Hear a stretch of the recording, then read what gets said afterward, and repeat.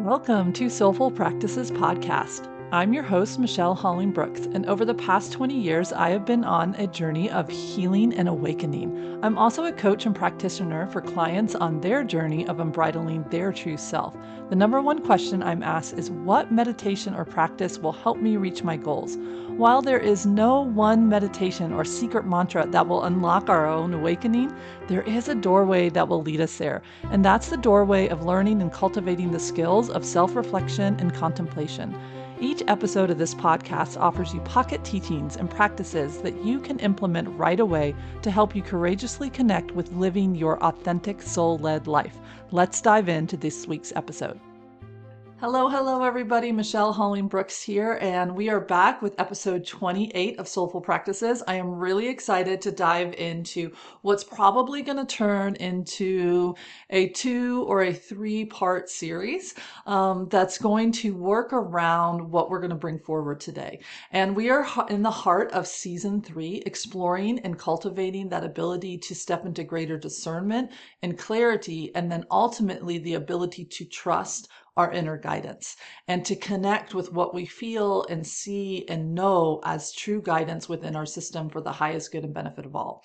So in the last episode, in episode 27, I shared a replay from a beautiful free series that I have that's called Let's Talk. And in that Let's Talk series, I am diving into what are the different tools that I've gathered from my healing journey over the last 20 plus years and that I bring to my client work to help my clients to support them on their journey of reaching their healing and growth and ultimately connecting into living, loving, and leading their authentic life. And so I have this huge eclectic toolbox. Well, why do I have this toolbox? Well, it's because these different tools help us to be able to see different aspects of us. And the one that I shared in episode 27 was one called Emotional Freedom Technique, or tapping.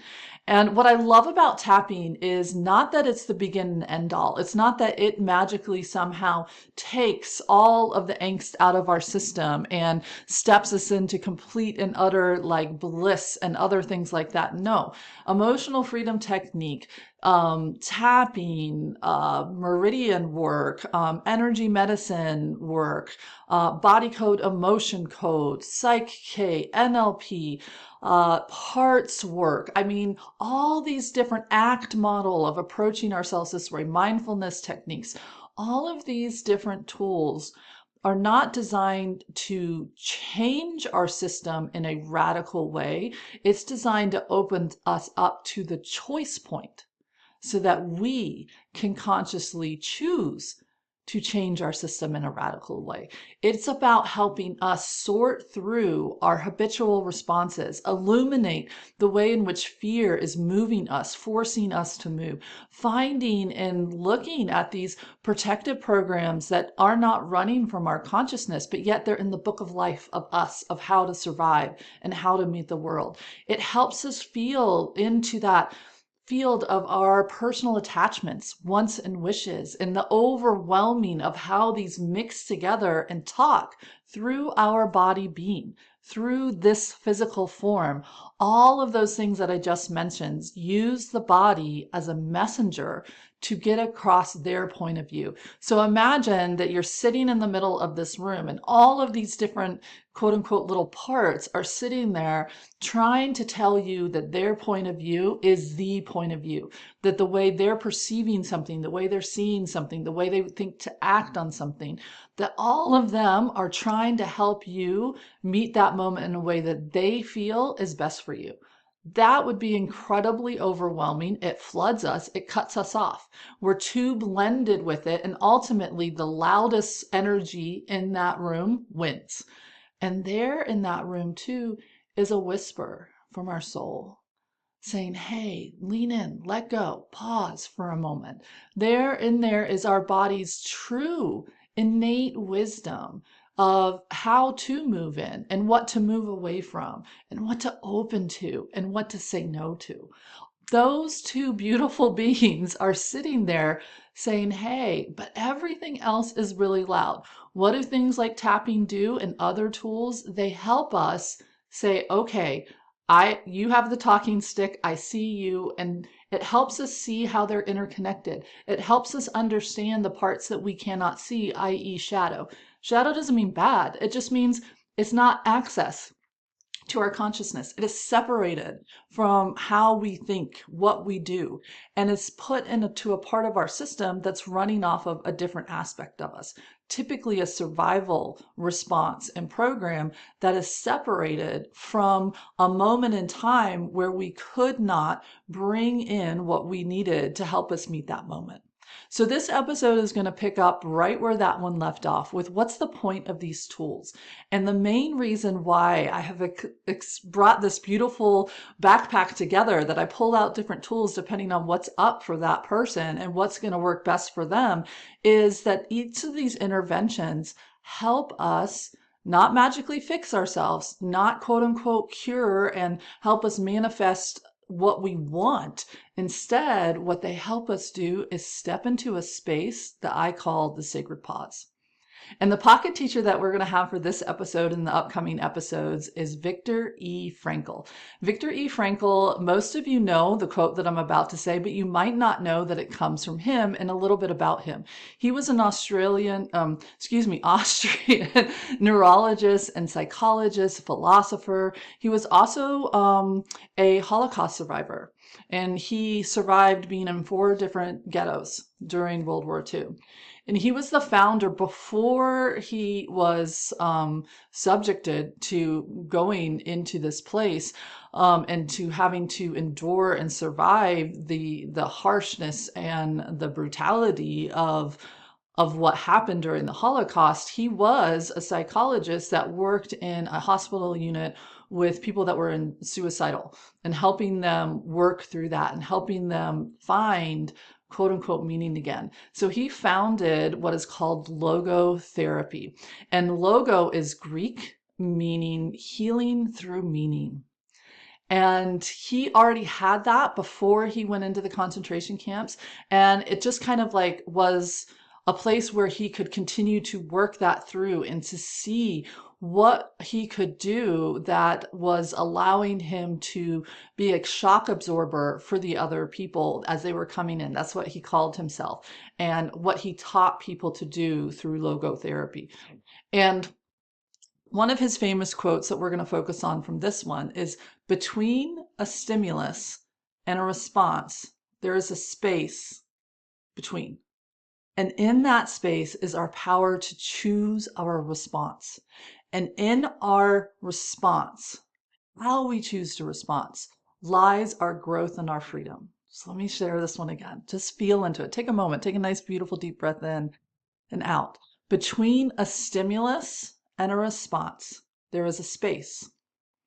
And in that space is our power to choose our response. In our response lies our growth and our freedom. So what are all these tools that are out there that we share? What is this Compassionate Inquiry and Soulful Practices podcast? It's designed to help us pause between there is a stimulus, either externally or internally, and there is a habitual response that we are going to do automatically. It's like 2 little checkpoints. If something comes up, it hits the button, the light switch goes on, that whole entire program goes on and off we go. And 9 times out of 10, that is without any version of our consciousness. While some of that is beautiful, like I want my body to not have to get up and remember how to walk every day. I want my body to just, do its functions on its own and have a stimulus and response in a healthy way. There are a lot of things though that are not so healthy between our stimuluses and our responses. And so it is when we can start to teach ourselves, how do we want to meet that space in the middle? How do we even get to that space in the middle? And that's where tapping and other things like that come in. And specifically what I'm teaching mostly through this podcast is called contemplation, compassionate inquiry and contemplation into saying, hey, I want to seek a pause, right?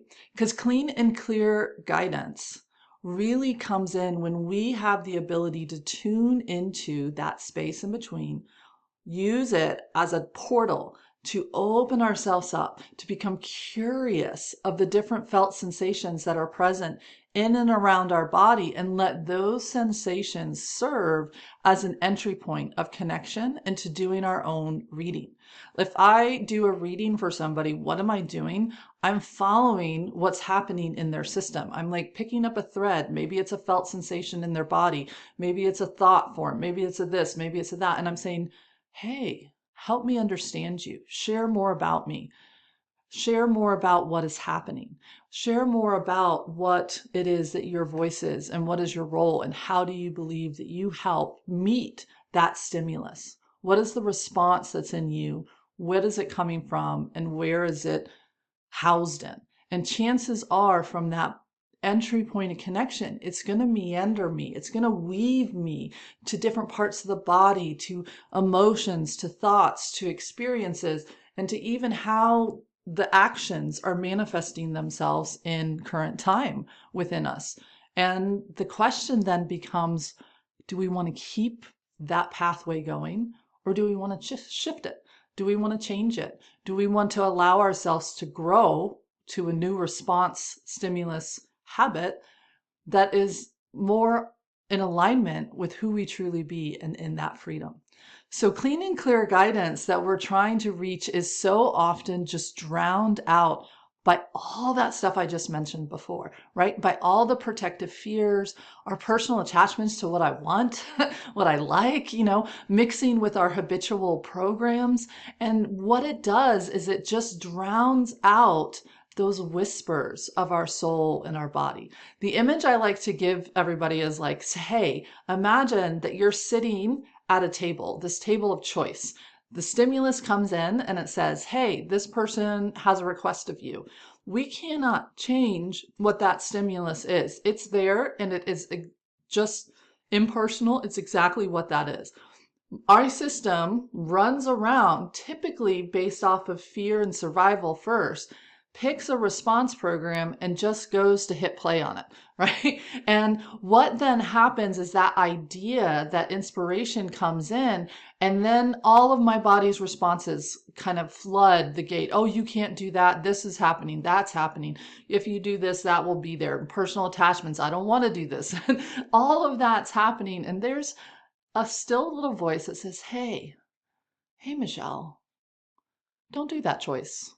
Or, hey, Michelle, this is a good choice. Stay attached to it, right? There's something in there that's trying to nudge me towards what will bring me balance, what will bring me freedom, what will bring me into more alignment with more ease, more grace, more wellness, more wholeness, whatever that is. And there's also choices that will take me out of balance, out of wholeness, into separation, into fear. And those really loud ones drown out the really beautiful, soft whispers that are coming from our souls, invitations, because our soul is never going to override us. All these other ones, they believe they are fighting for us the only way they know how. They believe they're trying to help us. But what it does is it takes us out of our body's innate wisdom. It just knows what to move forward to and what not to. It has a base level survival in it. It is our mind and all the whole host of those things that come in there and create these sliders that pull us apart. Our mind goes one way, our heart goes another way, our bodies go in a different way. And there is a little bit of guidance trying to help us come back to center. So Victor's quote reminds us that if we want to stop the stimulus response train that's automatic, that we barely get to have a word in edgewise, it is the relationship that we have with that space in between. That's where our ability to access how we want to perceive something, how we want to put weight in something, how we want to allow ourselves to see the different choices that are available, all of the ways in which we can grow, heal, and support ourselves in healthy ways, finding that balance, finding those choices that are in alignment with our true self. They can only be accessed if we access this little space, that pause in between, right? That's where our different choices lie. That's where we have the power to step into healing. So tapping, in NLP, parts work, compassionate inquiry, they're all designed to get us into that place where we can actually access that wedge. So once you access that wedge, how do you want to show up there? That's a great question, right? Because just accessing the wedge itself, that pause, seeing that space, watching the stimulus, watching the response, hearing all those people in the room saying, do this, do this, do this, do this, do this, do this. Just because I witness that, just because I observe it, just because I can see it, doesn't mean I'm going to make a different choice. It doesn't mean I'm going to pick the choice that is for my highest good and benefit. It doesn't mean that I'm going to tend to anything that I access in that space. Right? What does it mean? It means I just see it. So now we need a way to access that space, a code of conduct for ourselves of how do we want to connect and partner with the messages that we find in that space. How do we want to work with those automatic ideas and judgments and interpretations of what is present? How do we want to proceed with that pause in a way that supports us? And to me, that is what a sacred pause is. So a sacred pause is really seeking to connect with it, to honor what it is present with, and then let that guide us. There's a beautiful thing in shamanism that's called the medicine is within the wound. Me just going to the wound and telling it what it needs, I am outside of a sacred pause. I am in a thought process. I am in a problem and solve, solution oriented process. I am in a place that is from the thinking part of my brain. I am in a responsive, reactive part of my brain. I am in all of these different areas and not my heart and not my soul and not seeking to honor what is and then allowing that to guide me into how to best support it. So that's the huge difference between a sacred pause and just what you could say is a mindful pause, an observation pause, a body scan pause. A mindful pause, the body scan, all these things that just keep us in a checklist. Here's what I'm sensing and here's what it's, like what I'm feeling, and I'm just going to watch them like a cloud, and I'm just going to like let them come in and come out and do all those other different things. Those are great to practice the beginning to access that pause, but a sacred pause says, hey, I just don't want to see it. I just don't want to be able to label it. I just don't want to be able to release my attachment to it. I'm seeking to connect with what is truly calling from my soul, leading me into what needs to be seen, felt, and heard in a moment so that I can cultivate greater wholeness, balance, and freedom to move towards that stimulus, work with that stimulus in a way that is in truly alignment with my true self. So most of our mindful pauses are just that. They're like helping us. What can I see right now? What can I sense right now? What can I smell right now? It's good because it helps us get to the pause, right? All those of I feel angry, I feel sad, a part of me feels tight. Going through that body scan, doing those different things are absolutely an essential step. Going through the tapping rounds, helping identify, like, what do I actually feel? What are my thoughts? Like, what are the symptoms that are happening right now? What are the hidden beliefs that I think this thing is saying? Allowing myself to sort through all of that is beautiful because it gets us one step closer to being able to not just clear our mind or stretch our body or tune into our breath and kind of like almost escape the stimulus. Because if we don't work with what that stimulus triggered, we're just going to go back into that stimulus in the same feedback loop. No healing, no growth, no freedom, no change, no ability to access our greatest superpower to bring radical change into our system, which is our choice, right? So to take a sacred pause means that we are consciously stopping ourselves, seeking to witness what is happening within us, and the way in which we're willing to look at, to witness that which we're connecting with in that moment, is we view everything as holy. We honor all the different people that are in that room showing up in response to that stimulus, right? We understand that each and every aspect of me has a beautiful, what my spiritual director says is exquisite, absolutely exquisite reason for being there. However, chances are it's no longer serving us. I was just talking to a client the other day about this, and I have this beautiful desk, and it's this like substantial piece of furniture. It's like tall, it has all these cubbies, it has an L attached to it, and it belonged to my grandfather, and it was in his study. And when they were downsizing from their house, I happened to be having my first house, and so he was like, would you like this desk? I know that you're starting your business and everything else. And so this was a huge part of him honoring me and the work that I was doing. And so I took this beautiful desk. It's like real wood and furniture, and it was gorgeous. And it was something that I really treasured and honored being with. And it brought me a lot of comfort and a lot of stability to be there. And as I've moved from house to house from my early 20s, all the way through, is like I keep taking this desk apart and putting it back together and taking it apart again and putting it back together. And recently I was like, I really want one of the desks that rises and I can stand, I can be down, I'm writing more. I found that I was becoming more like stagnant. I wanted to be able to have all these different things, and that desk just was no longer serving. But yet it was something that I honored and something that I loved and something that was not only given to me, but it represents my grandfather who has passed away, right? And it also is a habit. I'm just used to tucking little things in there. And so it gets cluttered easily because it has all these compartments and all these other things. And I was like, it just no longer serves. There's nothing wrong with it. It's not beat up. I've taken very good care of it. I love it. I cherish it.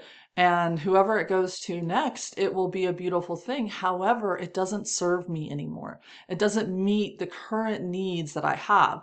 And if I kept allowing myself to just work with what was there, then there would be needs of me that would not be being met, right? And I would have to figure out other ways to do it, or this, that, and the other. And I could force things in to make it work. But really, what I needed to do was let go of this beautiful part of me that once greatly served me, that was very treasured, was gold to me, and honoring it, loving it, and letting it go, and allowing something new to come in that fits me for now, right? And can we do that? And it sounds like a silly thing, but when we take a belief and we make it into a metaphor that's pretty black and white, like of course I can love that, but I want something that actually serves me now. But it's a change. And it takes a conscious choice. And it means I'm going to have to change the habit of all the little things that I just kind of tucked and stacked and put in different places. It's like, oh, now I'm going to have to actually tend to those and to keep up with them and to put them into different places. So this one choice over here is bringing me into growth and freedom and more opportunities and choices all across the board. So when we take those sacred pauses, we are really looking to say, I want to consciously stop the habitual rhythms of my life. I'm choosing to step back. I'm not going to react. I'm not going to try to escape. I'm not going to try to bolster why I'm doing what I'm doing or why I've always done it this way. And so I'm not going to try to come at it from a defensive or anything else like that. I'm truly coming at it as if I'm, quote, taking my shoes off on sacred ground. I'm saying, help me understand how this one served me. Share with me, inviting my consciousness to really receive that input so that I can gain insights as to what was happening, what is happening, and what and how that's either bringing me into more balance and alignment or taking me out of it. And that's really allowing ourselves to witness ourselves through what I call the sacred witness, right? So this pause, this sacred pause, is very different from a mindful pause. It's very different from a body scan. It's very different from I need to calm my nervous system down. Yes, we might do all of those things, but that's to get us into the pause, the space in between. Once we're there, this is the moment to compassionately connect with what is present first and foremost, to honor that it's there, to not challenge why it's there, but just connect with it. And then from that place of compassionate, attuned connection, we can start to then bring in the challenge in a way that really allows us to explore what are some of those automatic perceptions. Do they still serve us? What are some of those automatic thoughts? And where did they come from? And are they allowing us to grow and to have freedom of choice? Or are they restricting us and compressing us down, down, down?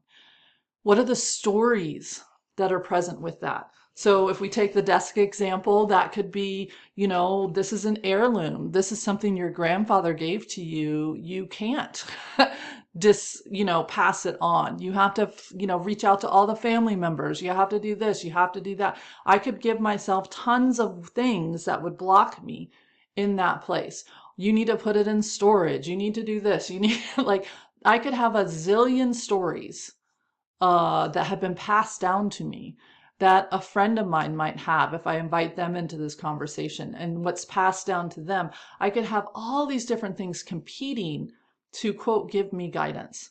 Or I can honor them, be curious about where they're coming from, what's happening in that, and then invite myself to see what else is there, to hear the quieter voice of the soul, the wise oneself within, to hear the wisdom of the body, to see opportunities and choices that I didn't even know were there because I was stuck in this part of my system, and to start to really recognize that there is way more levels of truth that's happening, and there are way more levels of choice that are happening than what I could compromise and work with when I was coming from these different aspects of me.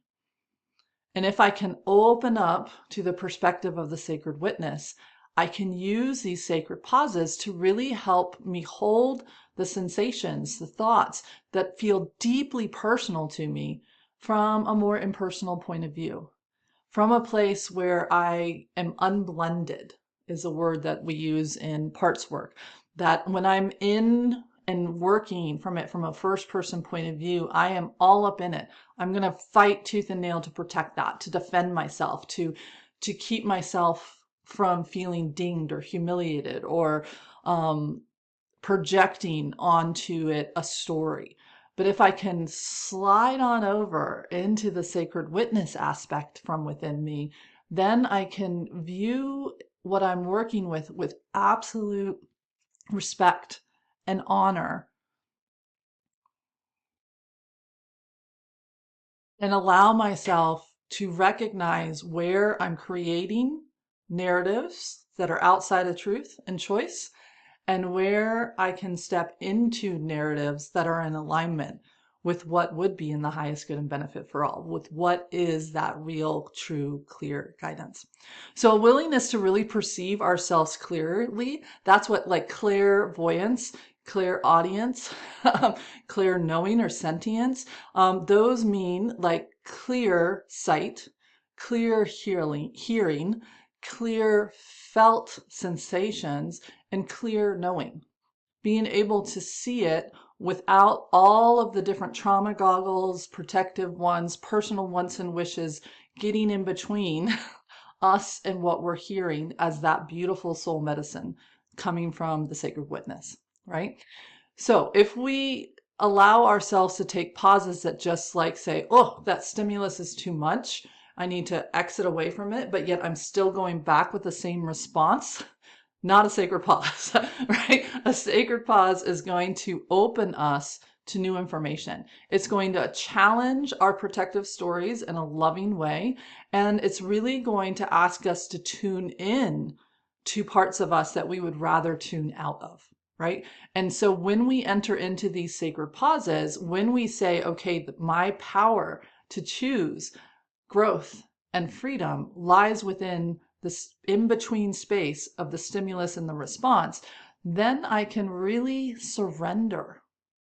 I can surrender my thinking mind of having to figure things out, having to understand, having to, let's make this make sense. All those ways that might be cutting me off from where the guidance is trying to take me, I can release all of that. And then I'm open to be able to know, to sense, to feel what is truth with a capital T. I'm open to hearing things that are going to challenge me personally. They're going to challenge my comfort zone. They're going to challenge my habits of how I move through my space and move through my life. But yet they're going to open me to an area of growth, to a perspective, to a point of view that's going to bring me closer into alignment and balance and reaching my goals than something that's just going to keep me locked in a habitual pattern that doesn't serve me. So how do we ask our protective system to stand down? That's a great question. How do we allow our perceptions to connect with ourselves without hands on hips and wagging a finger and all these other things? How do we start to gain a sense of curiosity to really lovingly challenge those really deeply ingrained, often unconscious points of view with love, with compassion, and what I like to call fierce courage to be willing to see things different and to act differently? To do those things, we really need to, one, understand the impact of that trapped trauma. And that's where things like tapping trees, things like parts work, things like compassionate inquiry, things like the practices that I bring you in through this one lovingly help us be able to challenge that, right? And we're going to work a sample practice right now to just help us open to the idea of the sacred pause. In part 2, which is coming up next week, we'll work on deconstructing and allowing ourselves to soften our attachment, to unwind that often wiggly woggly, like tight knot that when we pull on one thread, it just makes one thing tighter and we end up slingshotting ourselves and having what's called like backlash in our system from making a choice that matches our guidance. Like, how do we step into that? That's part 2. Part 1 is allowing ourselves to access that space and exploring how we're willing to access that space, right?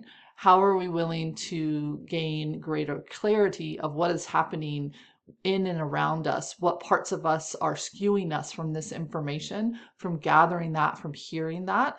And how do we start to ask those to stop? Like holding up a stop sign in a loving way to them that says, hey, I get it. You really want me to respond this way. However, we're not going to do it. We're going to pause and we're going to open up to that sacred witness within. And we're going to start to just be curious about what is happening in our system and let it lead us.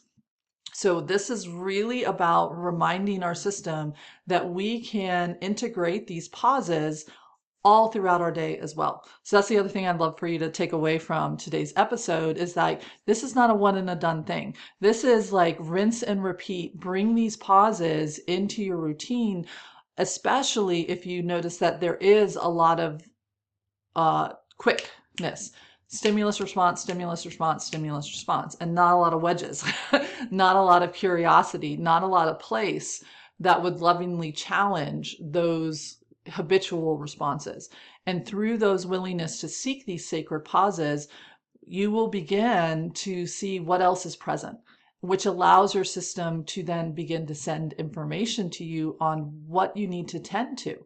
What are the different parts of you, the different choices, the different moments throughout your day that are bringing you out of alignment, that are stuck in habitual responses and rhythms that do want that. So if we don't end up in our sacred pauses and we blow past them at the end of the day, when we reflect on that, it's an opportunity for us to be like, oh, wow, some part of our system was struggling, did not want to open to that clarity, into that discernment. And so we can lovingly turn to that and get curious about what that's about. So when you are practicing these beautiful sacred pauses or pauses, remind yourself that it is something that we want to get curious about. It's something that's really designed to move us out of the automatical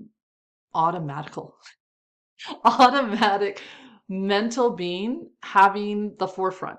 This is really a reconstruction of moving what has power over your system from the mind down through to the heart. And it's reorienting how our whole system works. Originally, it has to usually abandon running from the heart and run from the mind because that's what we need to do to survive. Again, exquisite reasons. Healing work to me, wholeness, spirituality, conscious living is the reorientation from the mind having the running of the ship and reorienting it down to the heart and to the soul. And the mind gets to then come in to help us create stimulus response patterns that then are beneficial to us instead of ones that take us farther away, right? I still love the mind. We need the mind. It's a beautiful thing, but it shouldn't be the captain of our ship. That should be our heart and our soul, right? And so that's kind of the point of these sacred pauses. All right. So do me a favor. Let's bring this into practice. Take a nice deep breath in and out. And let's just start with, how does your system feel about this idea of a sacred pause versus a mindful pause versus the sorting pause versus the observation base? Really starting to open to the energy of witnessing. And where does it feel more comfortable with the mindful pause? The body scan, where you just get the information and it just is what it is, and you don't ask any more inquiry, any more insights. It's not looking for it to share information. We're just starting to sort. Again, there's nothing wrong with this level. We need this level. But what's the comfort in letting it go from that first level into this deepening of a witnessing? How was it using the mindful pauses if you took them? Was it trying to avoid? Was it trying to reset? Was it trying to just calm down the nervous system? Like, what was its purpose with the first level of pause? Was it seeking to reinforce a reaction or a thought pattern? Like, let me go inward and I'm looking only for things that match my idea of how I want to respond? Or am I willing to open to other possibilities, points of view, and to let spirit change my perspective on the fence post?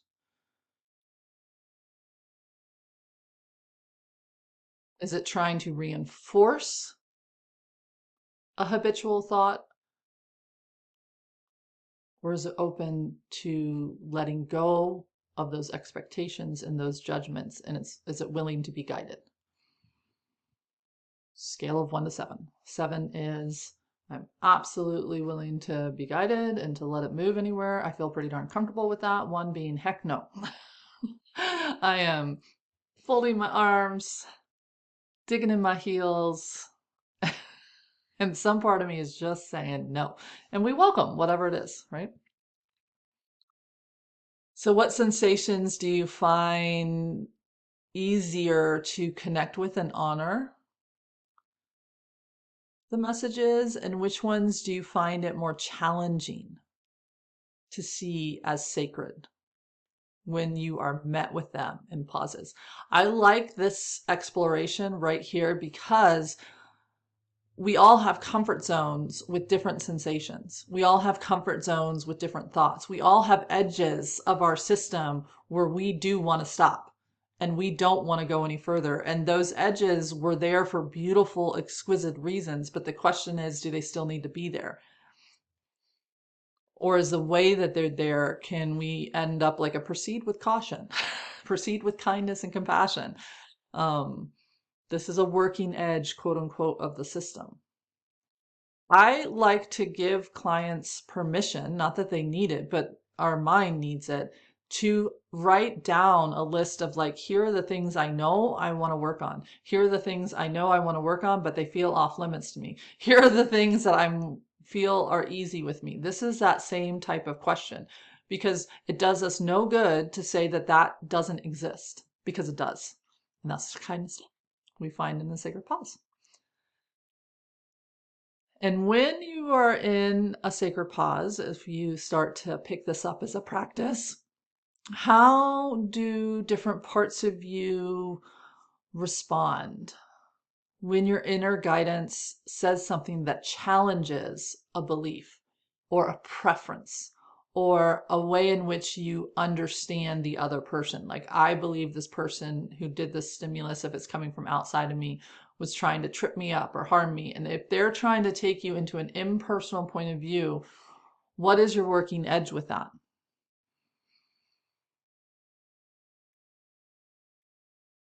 And again, it's better to be real with ourselves in these reflections.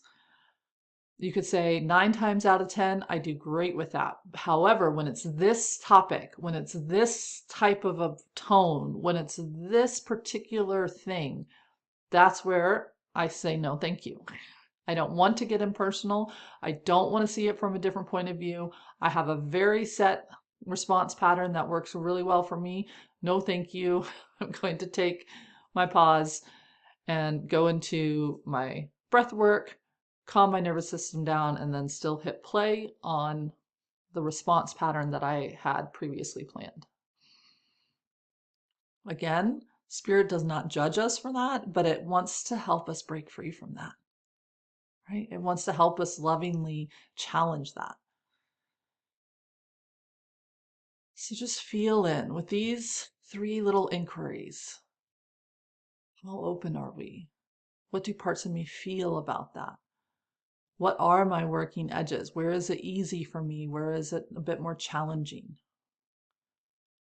What are you sense, see, feel, hear happening right now in your body with these reflections? We are moving into the pause. I've given you a stimulus and we want to get curious about the responses that are coming forward. It's just first, observe. My shoulder feels this way. My jaw feels clenched. My breath feels this way. I want to hit pause and run away from this podcast and not come back.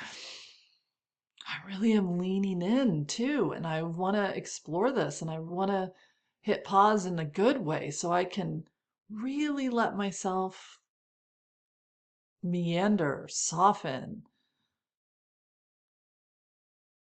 be with what I feel coming forward with me. And you can have all the above happening all at the same time because, again, your body is a messenger for all the different parts of you. Parts that are in fear, the parts that are in love, the parts of you that are in resentment, the parts of you that are in surrender and willingness. The body just shares the message.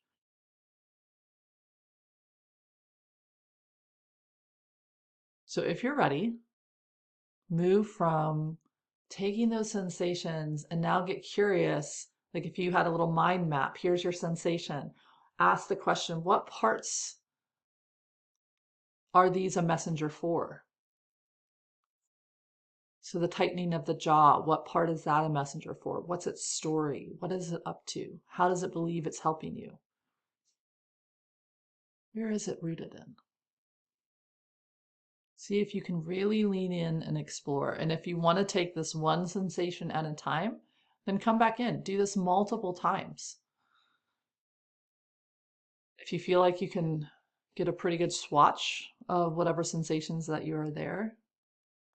Again, this is designed to help you start to trust the process of exploring into the wilds of our inner world, right? Of seeing those different layers and levels of perception that are happening within us at all times. Stimulus response, it's happening all the time.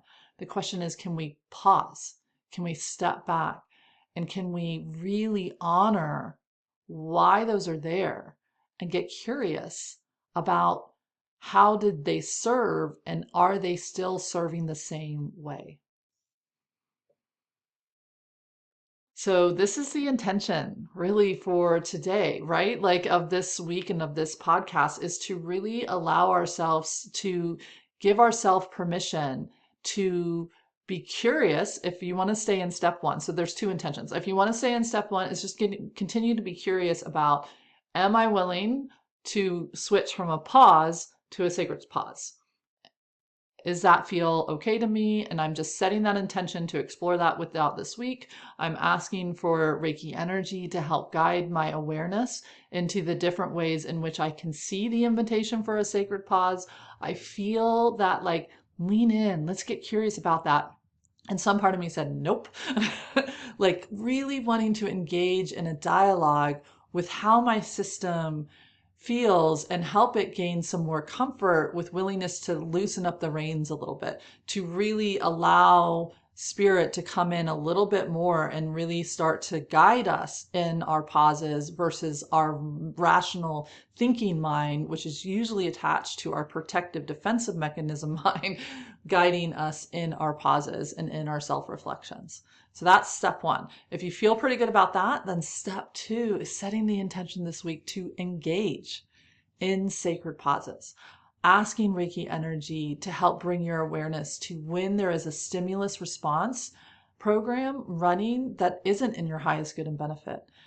Feel that desire that says, hey, pause, lean in, step back, explore what's happening in here, open to greater choice of, is this still the way that you want to move? Is this still the way you want to think? Is this still the way you want to perceive something?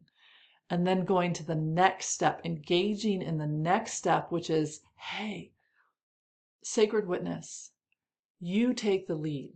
Flow me in to what is wanting to be seen, felt, and heard here, so that I can pick a choice, have the awareness of a choice that is my highest good and benefit. So that's the practice for this week. This is, again, part one. This is all about just getting us into that wedge. Next week, we're going to explore, now that I'm in here, now that I'm seeing these things, what the heck do I do with this? That's step two. Let's stay in step one. And I'm wishing you and offering you light, love, and joy as you explore sacred pauses throughout your week. See you in the next one. Thank you for listening to Soulful Practices. For more information on how to work directly with me or one of my guests, check out the show notes below. We'd love for you to also let us know what parts of this episode are speaking to you and how this practice is supporting you on your healing and spiritual journey. Please share this podcast with fellow seekers, travelers. Together, we can create a wave of soul-led beings in this world, offering you light, love, and joy on your journey. Michelle Holling-Brooks. Until next time.